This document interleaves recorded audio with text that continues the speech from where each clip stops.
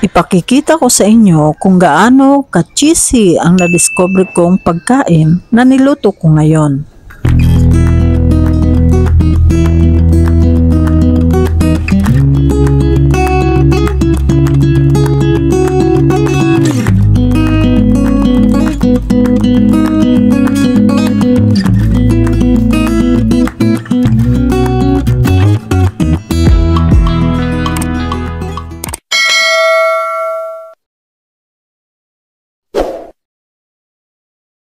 Ito ang kanyang mga sangkap: 1 cup water, kamote, mozzarella cheese, oil or butter, bread flour, powder milk, sugar at salt. Ang aking alaga na laging umi-extra pag ako ay nagbablog. Talaga namang nakakawala ng pagod pag lagi ko siyang nakikita.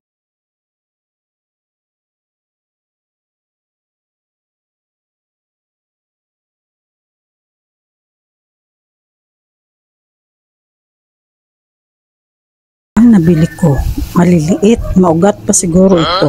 Walang iba akong makita. Ewan ko ba, wala na siguro nagtatanim ng kamote, tapos sobrang mahal pa. Malawak naman ang mga taniman, pero bakit ganon ang nangyayari? Bihira lang talaga ang kamote dito sa lugar namin. Ay hala, pagtsagaan na natin ito. Wala tayong magagawa, ito na ang nandito. Ang mahalaga, maipakita ko lang sa inyo kung paano ko ginawa ang aking niluto na ma-cheesy. Nasa sa inyo na kung gusto nyo itong tularin o gayahin. Ang akin lang naman ay ma-share sa inyo ang aking mga natututunan. Pag may napapanood ako na nagugustuhan ko, talagang lulutuin ko din at titikman kung talagang masarap. At ayun na nga, totoong masarap. Wow! Wow! Ayan, para siyang hindi kamote sa sobrang liliit. Siguro kung mayroon akong mapagtatanimang lupa dito sa paligid namin, nagtanim na ako. Mahilig din naman ako magtanim kasi ang tatay ko ay ang trabaho ay sa sakahan. Sa pagtatanim nila kami binuhay sa mga prutas at mga gulay na na-harvest niya ay tinitinda niya sa palengke. Bago tayo malibang sa kwentuhan, ito na at inihanda ko na ang 1 cup of bread flour. Budburan naman natin ng 1 kutsarang powder milk, birch tree, o kahit na anong gatas mayroon kayo dyan ay pwede naman. Tapos lagyan natin ng kalahating teaspoon salt, 1 kutsarang asukal. Kung gusto nyo magdagdag kayo, pwede naman. Vegetable oil lang ang ginamit ko, mga 3 kutsara. Pwede rin gumamit kayo ng mga olive oil o kung ano mga oil kayo mayroon dyan. Ngayon naman ay bisitahin natin ang kamote na nilaga natin kung malambot na. Ayan, malambot na. Pwede na natin patayin ang apoy at durugin. Balikan natin yung harina na iniwan natin kanina. Tapos ay bubuhusan natin ng tubig paunti-unti lang. At ayan, at uumpisahan na natin siyang masahin. Ayan, at magkwentuhan ulit tayo. Ito pong pag-upload ko ng mga content na ganito ay parang remembrance ko na rin sa sarili ko na sa tuwing may nadadagdag akong kaalaman ay ina-upload ko. Aba, hindi rin ito biro. Nakakapagod din. Pero proud ako at masaya. Lalo na pag pinupuri ako ng pamilya ko. Pag bumibisita dito sa bahay ang nanay ko at pinakakain ko ng mga pagkain na hindi niya nakakain sa bahay, yun, nagsasabi siya na buti pa rito sa inyo nakakakain ako na kahit anong pagkain. Paano ko daw ba nagagawa yun? At yun, itinataboy ko sila na panoorin ang aking YouTube channel, at least kahit papaano may matututunan sila. Ayan, pwede na ito. Pwede na natin itong i-rest, mga 10 minutes lang. Takpan muna natin siya. Ngayon naman ay durugin natin ang kamote na nilaga natin kanina. Dahil nga sa sobrang liit ng kamote ay meron itong mga hibla na parang sinulit. Tsatsagaan nating alisin ang mga hibla para mamaya pagkain natin wala tayong masalat. Ayan, ready na siya para mamaya. May isa pa tayong proseso na gagawin. Mozzarella cheese ang ilalagay natin. Mahal ito. Ang cheese na ito ay ginagamit sa paggawa ng pizza. Pizza. Tama ba ang pronounce? Kayo na ang bahala umintindi. Yan, ganyan. At yayadya rin natin siya. Yan, at itabi muna natin siya para mamaya.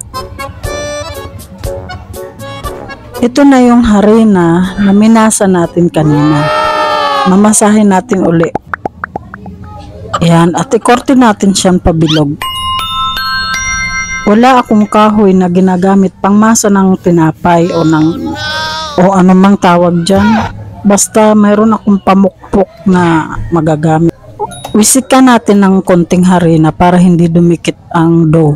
Dough ang tawag nito sa English. Ginaya ko lang. Sobrang matrabaho, ano? Kaya yung iba dyan, instant food na lang ang kinakain para hindi mapagod. Pero hindi ako sure sa mga instant food. Mas maganda naman yung ganito na ikaw ang naghahawak ng pagkain. Kung paano gawin para malinis at saka makakatipid ka. Sa bagay, yung iba ay busy, hindi nila magagawa ang ganito. Pero yung katulad ko na lagi lang nasa bahay, pwedeng magawa. Ayan, malapad na siya. Pwede na ito. Ilagay na natin yung cheese na niyad-yad natin kanina. Mas maganda sana kung marami. Mas masarap. Kaya lang tinitipid ko kasi mahal nga. Tapos isunod natin ilalagay yung dinurog kong kamote kanina. Ayun, kalkalin muna natin kasi sobra na siyang nakadikit sa pinggan. Pagkatapos, ibabaw na natin siya sa cheese. Ngayon ay babalot na natin siya. Isild natin mabuti para mamaya pagluto natin ay hindi siya bumuka. Ayan, at ready na siyang iluto.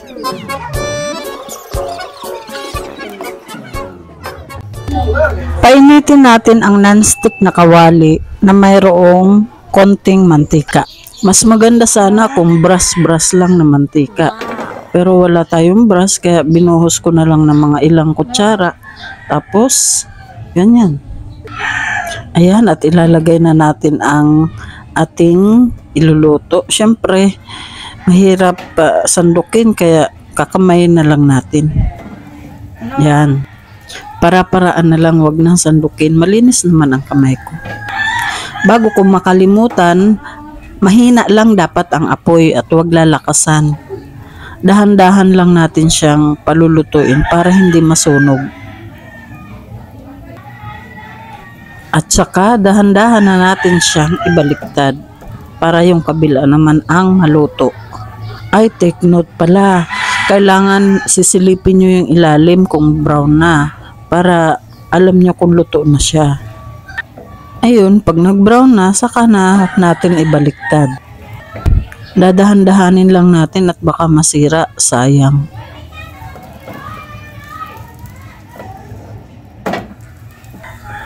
Ayan, o diba, brown na. Pero mas maganda kung brown pa siyang masyado. Mamaya, pwede pa naman nating ibaliktad yan.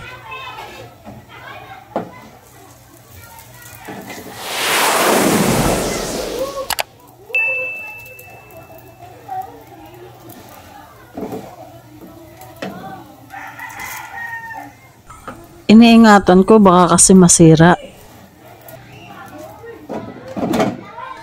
Ayan, perfect ang pagka-brown niya. Yan ang gusto kong makita sa pagkakaluto nito.